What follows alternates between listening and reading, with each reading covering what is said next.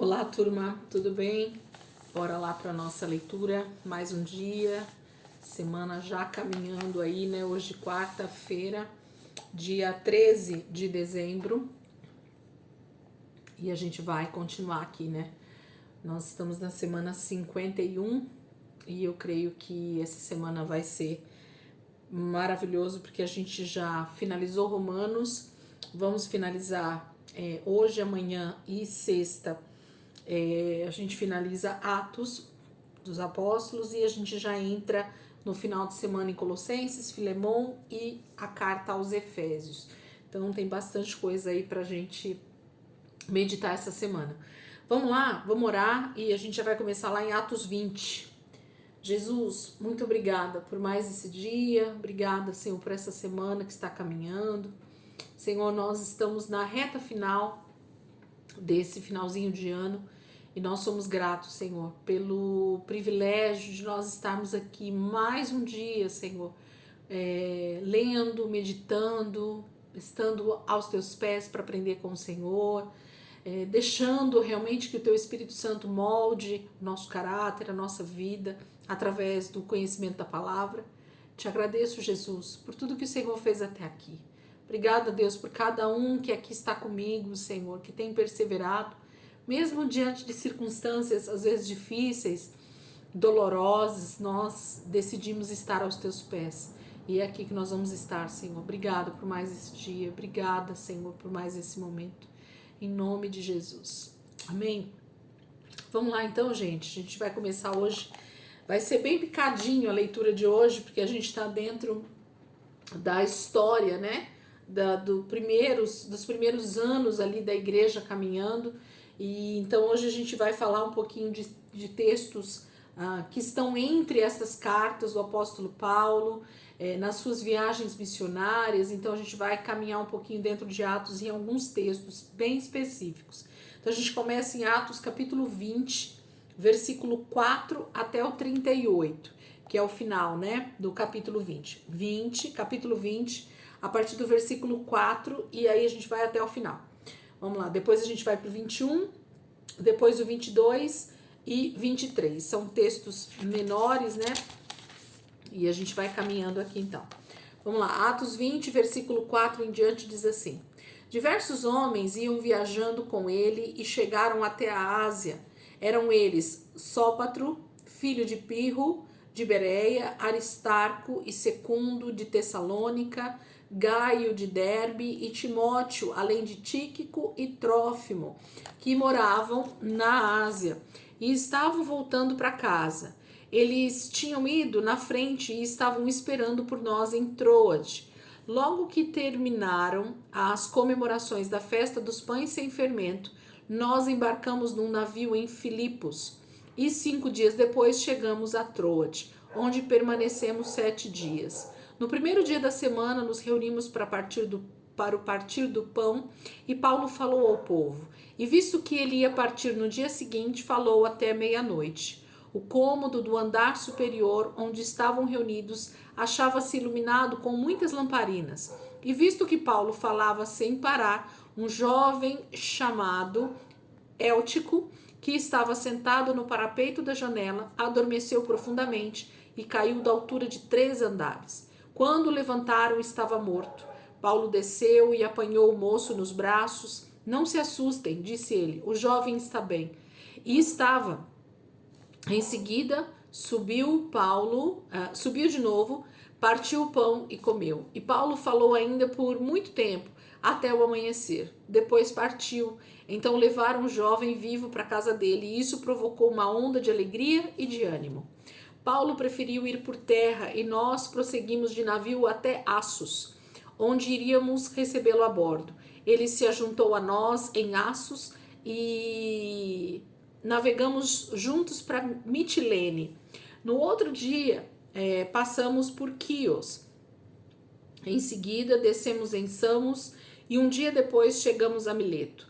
Paulo havia decidido não parar em Éfeso dessa vez, visto que estava se apressando para chegar a Jerusalém, se fosse possível, para a comemoração do Pentecostes. Mas quando o navio chegou a Mileto, ele mandou um recado aos presbíteros da igreja de Éfeso. Quando chegarem, ele falou: vocês sabem como vivi todo o tempo que estive com vocês, desde o dia em que pus o pé na Ásia até agora. Tenho feito humildemente o trabalho do Senhor e com lágrimas. Tenho sido provado seriamente pelas conspirações dos judeus contra a minha vida. Mesmo assim, vocês sabem que não deixei de anunciar o que fosse proveitoso para vocês, tanto publicamente como de casa em casa. Eu tenho tido só uma mensagem, tanto para os judeus como para os gentios. É necessário que se voltem do pecado para Deus, por meio da fé em nosso Senhor Jesus Cristo. E agora vou para Jerusalém, obedecendo o Espírito Santo, não sabendo o que me espera ali, a não ser que o Espírito Santo tem me dito de cidade em cidade, que eu tenho pela frente prisão e sofrimento.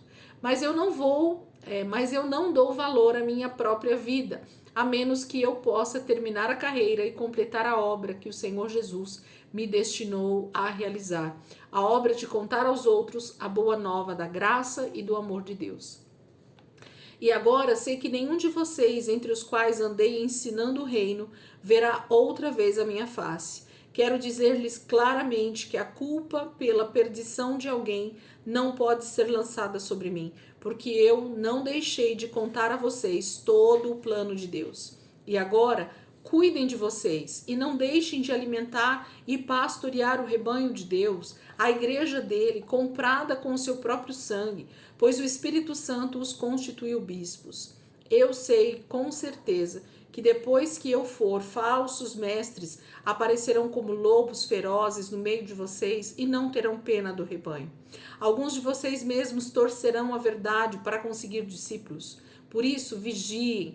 Lembre-se de que durante 3 anos estive com vocês, ensinando noite e dia, e cada um com muitas lágrimas. Agora eu entrego todos a Deus, ao cuidado dele e à sua graça, que pode edificá-los na fé e dar a vocês toda a herança daqueles que estão separados para ele. Nunca mostrei cobiça por prata ou ouro ou pelas roupas de alguém.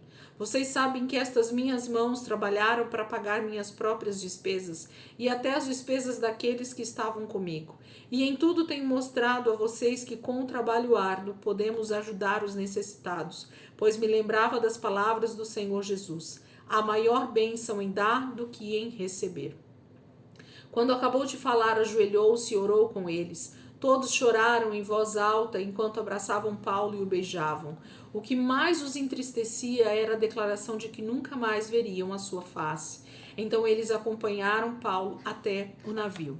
Capítulo 20, então, a partir do versículo 4, que fala dessa pequena viagem que ele faz em direção a Jerusalém. E ele fala que ele já sabia o que esperava, né? O Espírito Santo já estava testificando no coração de Paulo de que o que o aguardava era prisões e sofrimento, porque ele sabia por que ele estava nesse propósito, por que ele estava servindo ao Senhor. Ele sabia que a perseguição aos cristãos só vinha aumentando e ele sabia que o Senhor não pouparia a sua vida, assim como não tinha poupado de tantos outros. Então Paulo sabia que a grande dificuldade desses últimos dias dele aqui seriam muito grandes, mas ele estava preparado para tudo aquilo que estava por vir. E havia ao mesmo tempo uma certa angústia no coração de Paulo, mas também nós vamos ver na carta aos Efésios que havia alegria, porque ele sabia que ele estava fazendo a vontade do Senhor.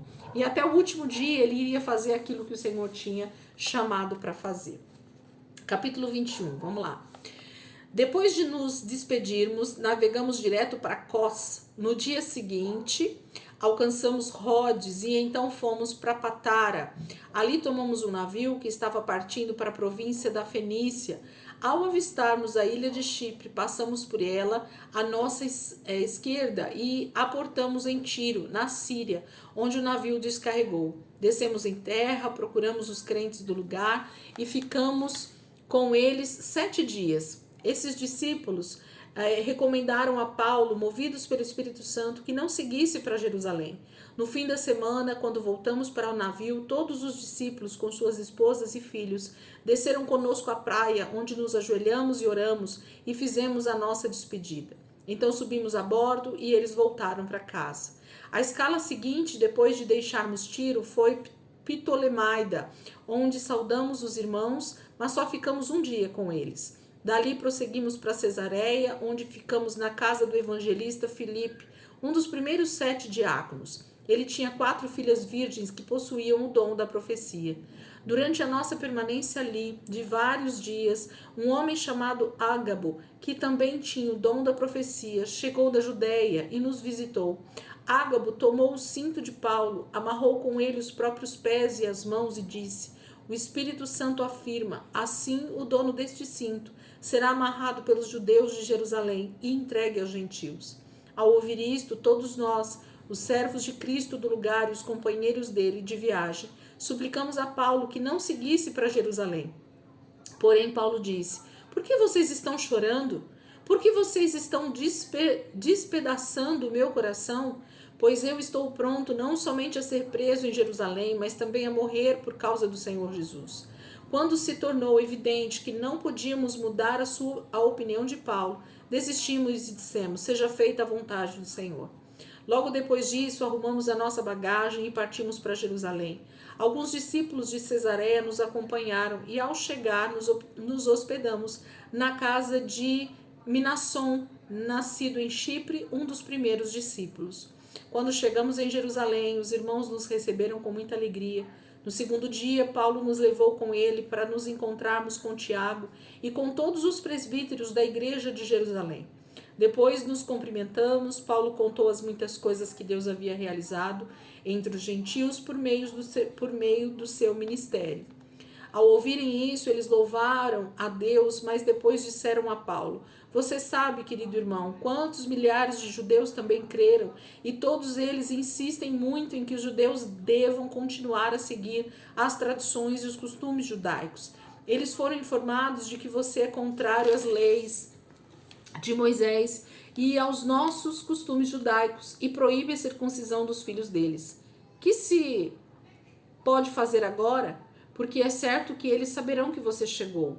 Nós sugerimos o seguinte: temos aqui 4 homens que estão se preparando para rapar a cabeça e fazer um voto. Vá com esses homens participar da cerimônia de purificação, rapando a sua própria cabeça também, e pague para que eles rapem. Assim todos saberão que você aprova esse costume para os judeus e que você mesmo obedece às leis judaicas e está de acordo com a nossa maneira de pensar nesses assuntos. Quanto aos gentios convertidos, não estamos pedindo de modo nenhum que sigam estes costumes judaicos, a não ser aqueles pontos sobre os quais já escrevemos a eles: não comer alimento oferecido aos ídolos, não comer carne de animais estrangulados, sem sangrar, e não praticar a imoralidade sexual. Diante disso, Paulo concordou com a exigência deles, e no dia seguinte foi com os homens para a cerimônia de purificação. Depois foi ao templo para tornar público o prazo do cumprimento dos dias de purificação, até que se fizesse a oferta em favor de cada um deles. Quando os 7 dias estavam quase no fim, alguns judeus da província da Ásia viram Paulo no templo e levantaram um motim contra ele. Agarraram-no, gritando: homens de Israel, ajudem-nos! Este é o homem que prega contra o nosso povo e diz a todos em toda parte que não obedeçam às leis judaicas. Ele não respeita nem o templo. Ele está trazendo gregos para dentro da área do templo, profanando assim este santo lugar. Porque antes eles tinham visto Paulo na cidade com Trófimo, estrangeiro de Éfeso, e pensaram que Paulo tinha levado Trófimo para dentro do templo. Toda a população da cidade ficou alvoroçada com essas acusações e se ajuntou uma grande multidão. Arrastaram Paulo para fora do templo e imediatamente as portas foram fechadas. Quando procuravam matar Paulo, chegou ao comandante da guarnição romana a notícia de que toda Jerusalém estava em confusão. Ele mandou sair apressadamente os soldados e os oficiais e correu para o meio da multidão. Quando o povo viu as tropas chegando, deixaram de espancar Paulo.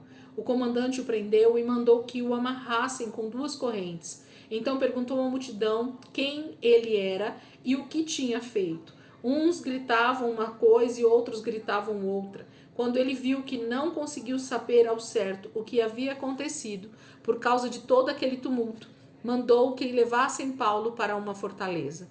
Quando eles chegaram às escadarias, a multidão havia se tornado tão violenta que os soldados levantaram Paulo nos ombros para protegê-lo. E a multidão ia atrás gritando: acabe com ele, acabe com ele. Quando Paulo estava para ser posto dentro da fortaleza, disse ao comandante: posso ter uma palavra com o Senhor? Você fala grego? Perguntou o comandante surpreso. Você não é aquele egípcio que chefia uma rebelião há poucos anos e levou com ele ao deserto 4.000 assassinos? Não, respondeu Paulo, eu sou judeu, cidadão de Tarso, importante cidade da Cilícia. Peço permissão para falar ao povo. O comandante concordou, então Paulo ficou de pé na escadaria e fez sinal ao povo para que fizessem silêncio. Logo um profundo silêncio dominou a multidão e ele falou em hebraico, dizendo o seguinte. Então nós vamos ver aqui, o capítulo 21 vai falar sobre essa jornada, né, de Paulo, se despedindo dos irmãos nas cidades que ele ia passando e chegando então a Jerusalém. E eles dão uma opinião a Paulo que faça algum voto naquele momento para se mostrar solícito aos judeus e de que ele cumpria as leis e os costumes judaicos ainda, para que talvez amenizasse, né, a perseguição contra Paulo, mas não aconteceu. Mesmo assim, eles de alguma maneira tentavam ali matar Paulo, achando que Paulo estava pregando contra o judaísmo, contra a religião judaica, né, contra os judeus. Isso não era verdade, a gente sabe disso pelos textos, pelo testemunho do próprio Paulo, por onde ele passava. Pela última carta que a gente leu aos Romanos, né, ele fala muito sobre judeus e gentios, sobre o que é seguir a lei e o que não é, então isso não é uma verdade. E aqui ele já está sendo preso, e aí ele pede a palavra nesse momento, e para mim o capítulo 22, vocês vão ver quão tremendo é o testemunho de Paulo nesse momento. Para mim é uma das grandes pregações de Paulo ali em Jerusalém nesse tempo, e isso fica marcado aqui para nós então com o capítulo 22. Vamos ler? 22, versículo 1, ele pede a palavra então. Irmãos e pais, ouçam-me enquanto apresento a minha defesa. Quando ouviram que ele falava em hebraico, o silêncio foi absoluto. Então Paulo disse: eu sou judeu, nascido em Tarso, cidade da Cilícia, mas educado aqui em Jerusalém por Gamaliel, e cujos pés aprendi a seguir muito cuidadosamente as nossas leis e costumes judaicos. Tornei-me muito zeloso, honrando a Deus em tudo o que fazia, tal como vocês procuraram fazer hoje. E andei perseguindo os seguidores deste caminho até a morte, prendendo e pondo na prisão tanto homens como mulheres. O sumo sacerdote ou qualquer membro do sinédrio podem testemunhar que isto é verdade, pois eu pedi cartas deles para seus irmãos em Damasco, com instruções e permissão para prender e trazer a Jerusalém para ser castigado qualquer seguidor de Cristo que encontrasse.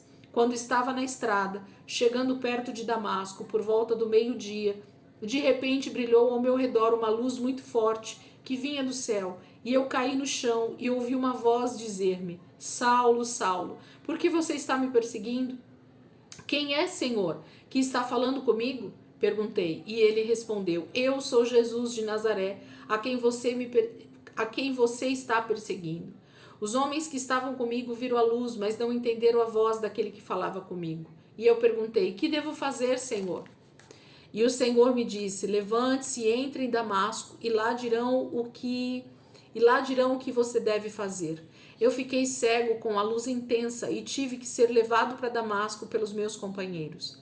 Ali um homem chamado Ananias, fiel na obediência à lei e muito respeitado por todos os judeus que viviam em Damasco, veio a mim, colocou-se ao meu lado e disse: irmão Saulo, recupere a visão. E naquela mesma hora eu pude enxergar. Então ele me disse: o Deus dos nossos antepassados escolheu você para saber a vontade dele, para ver o justo e ouvir as palavras da sua boca. Você levará a mensagem dele a toda parte, contando o que tem visto e ouvido. E agora, por que demora? Por que demorar? Levante-se e seja batizado e fique limpo dos seus pecados, invocando o seu nome. Um dia depois da minha volta a Jerusalém, enquanto estava orando no templo, eu tive uma visão. Ouvi o Senhor me dizendo: ande depressa e deixe Jerusalém, porque o povo daqui não aceitará o seu testemunho ao meu respeito. Senhor, eu disse, eles sabem que eu prendia e açoitava em cada sinagoga aqueles que criam no Senhor. E quando derramaram o sangue da sua testemunha Estevão, eu estava lá e concordei. tomando conta das capas que eles colocavam de lado enquanto o apedrejavam. Então o Senhor me disse: saia de Jerusalém, porque eu o enviarei para muito longe, para os gentios.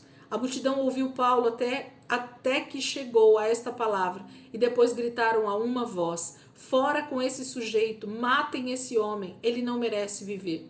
Gritavam, atiravam suas capas para cima e jogavam punhados de terra para o ar. Então o comandante pôs Paulo para dentro e mandou que fosse açoitado e interrogado. Ele queria descobrir por que a multidão tinha ficado tão furiosa. Quando estavam amarrando Paulo para açoitá-lo, ele disse ao centurião que estava ali: a lei permite a vocês açoitar um cidadão romano sem que ele tenha sido julgado? O centurião foi ao comandante e perguntou: o que o senhor vai fazer? Este homem é um cidadão romano. Com isso, o comandante foi perguntar a Paulo: diga-me, você é cidadão romano? Sim, de fato sou, respondeu Paulo. Eu também sou, disse o comandante, mas isso me custou muito dinheiro. Mas eu sou cidadão por nascimento, disse Paulo. Os soldados, que já estavam prontos para interrogá-lo, quando ouviram que Paulo era cidadão romano, saíram rapidamente e o comandante ficou com medo por haver dado ordem para que ele fosse amarrado. O comandante queria descobrir exatamente por que Paulo estava sendo acusado pelos judeus. Então, no dia seguinte, soltou Paulo e mandou que os sacerdotes principais se reunissem em sessão com todo o sinédrio e fez trazer Paulo à presença deles. Paulo dá testemunho aqui no capítulo 22 sobre a sua conversão e sobre como ele mesmo sabia o que era ser um perseguidor de Cristo, ser um perseguidor dos cristãos. Ele estava agora no lugar de perseguido, mas outrora ele era o perseguidor. Então ele dá testemunho dele. Mas quando eles ouvem falar que Paulo ele foi enviado pelo próprio Jesus, pelo próprio Senhor, para pregar aos gentios, os judeus não aceitam isso, né? Os judeus não creem dessa forma. Então por isso esse total alvoroço a respeito de Paulo. E eles queriam, assim como Jesus, que Paulo também morresse na mão dos romanos ali, para que cessasse essa pregação, para que acabasse com o ministério desses discípulos, né? Capítulo 23, nós vamos só a primeira parte, né? Deixa eu ver aqui, ou até o final. 35, não, capítulo 23 inteiro, vamos lá. Capítulo 23, versículo 1. Paulo olhou fixamente para o sinédrio e depois disse: irmãos, eu tenho cumprido o meu dever diante de Deus com toda boa consciência até o dia de hoje. Diante disso, o sumo sacerdote Ananias ordenou aos que estavam perto de Paulo que lhe dessem uma bofetada na boca. Então Paulo disse a ele: Deus ferirá você, parede branqueada. Que espécie de juiz você é, quando você mesmo quebra a lei, mandando me bater dessa forma? Os que estavam perto de Paulo disseram a ele: você ousa insultar o sumo sacerdote de Deus dessa maneira? Eu não sabia que ele era o sumo sacerdote, irmãos. Respondeu Paulo, porque as escrituras dizem: nunca ofenda uma das autoridades do seu povo. Paulo sabia que alguns deles eram saduceus e outros fariseus. Então ele perguntou: irmãos, eu sou fariseu, como foram todos os meus antepassados. Eu estou sendo julgado hoje aqui porque creio na ressurreição dos mortos.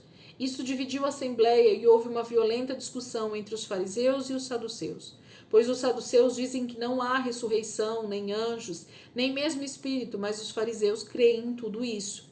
Então levantou-se um grande alvoroço. Alguns dos mestres da lei, que eram fariseus, saltaram no meio para dizer que Paulo tinha toda a razão. Nós não vemos nada de errado neste homem, gritavam. Quem sabe se algum espírito ou um anjo falou a ele? A gritaria aumentava cada vez mais e os homens de ambos os lados se empurravam e puxavam Paulo para lá e para cá. Finalmente o comandante, com medo que ele despedaçassem o apóstolo, mandou que os soldados retirassem Paulo à força do meio deles e o levassem de volta para a fortaleza.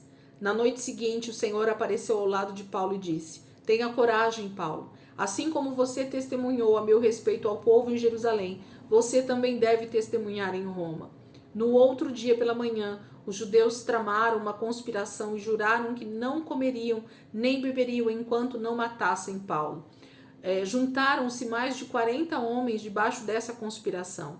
Então foram aos principais sacerdotes e líderes dos judeus e disseram: juramos solenemente sob maldição que não comeremos enquanto não matarmos Paulo. Peçam ao comandante que traga Paulo outra vez diante do sinédrio.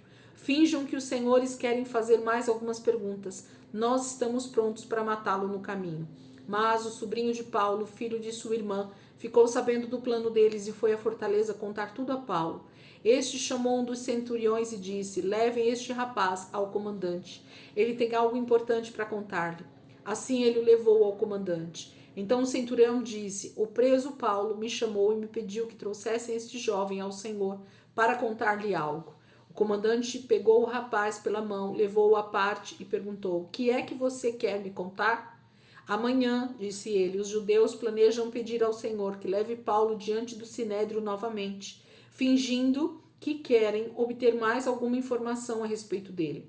Mas não acredite nisso. Há mais de 40 homens escondidos ao longo da estrada, preparando uma emboscada para Paulo. Eles juraram não comer nem beber enquanto não o matarem. Eles já estão lá, esperando que o Senhor atenda ao pedido deles. Não deixe ninguém saber que você me contou isso, disse o comandante ao jovem quando ele partiu. Então o comandante chamou 2 dos seus centuriões e ordenou: preparem um destacamento de 200 soldados para partirem para Cesareia, hoje às 9 horas da noite. Levem 200 lanceiros e 70 homens de cavalaria. Entreguem a Paulo um cavalo para montar e levem o acusado em segurança ao governador Félix. Então o comandante escreveu esta carta ao governador: Cláudio Lícias, ao excelentíssimo governador Félix, saudações. Este homem foi preso pelos judeus e quase foi morto. Aí enviei soldados para salvá-lo, porque soube que era cidadão romano. Depois foi levado ao sinédrio deles para tentar descobrir por que o acusavam. Logo descobri que era algo a respeito das crenças judaicas, nada então digno de prisão ou de morte. Mas quando fui informado de que uma conspiração para matar o acusado, decidi mandar Paulo a vossa excelência, e direi aos acusadores dele que levem suas denúncias à sua presença. Assim, naquela noite, conforme foi ordenado, os soldados levaram Paulo para Antípatre. Eles voltaram à fortaleza no dia seguinte, deixando Paulo com a cavalaria para ir até Cesareia, onde apresentaram Paulo e a carta ao governador. O governador leu e perguntou a Paulo de onde ele era. Ele foi informado que Paulo era da Cilícia. Bem, eu ouvirei o seu caso quando chegarem os seus acusadores, disse-lhe o governador e ordenou que mantivessem Paulo na prisão do palácio do rei Herodes. Capítulo 23 continua então essa saga, né? De agora Paulo sendo enviado para o governador Félix numa outra região para ser julgado, porque o comandante entende que há realmente uma conspiração de morte e tem a ver simplesmente com a lei judaica, não tem a ver com nenhum crime que Paulo tenha cometido. E por isso eles estão então tentando salvar a vida de Paulo ao invés de liberá-lo para ser morto pelos judeus ali, né? Não há nenhuma acusação real sobre a vida de Paulo, a não ser sobre as crenças, né? Sobre o próprio judaísmo em si. Nós vamos ver isso nos últimos capítulos de Atos, e esse é o trajeto final de Paulo realmente até Roma, para que ele dê testemunho de Cristo por onde quer que ele passe. Ainda preso em cadeias, nós vamos ver, ele escreve todas as outras cartas que a gente vai começar a ler a partir dessa semana, né, do final de semana, que é Colossenses, Filemão, Efésios, e assim vai. A lista ainda é longa de Paulo escrevendo as suas cartas aos irmãos da igreja, e ele já está nesse caminho sendo acusado e preso, e ele vai ficar em prisões até a sua morte agora, no final aí do livro de Atos, e terminando as cartas que ele escreve a Timóteo, né, e as igrejas. Nós vamos caminhar seguindo nisso a partir de amanhã. Amanhã a gente lê Atos 24, 25 e 26, sexta-feira os últimos 2, 27 e 28, e então a gente começa a ler as últimas cartas de Paulo às igrejas e a Timóteo, tá bom? Gente, Deus abençoe, ótimo dia aí para vocês, ótima quarta-feira para todo mundo, e amanhã, se Deus quiser, a gente tá aqui para continuar a nossa leitura, em nome de Jesus. Amém? Deus abençoe e até amanhã.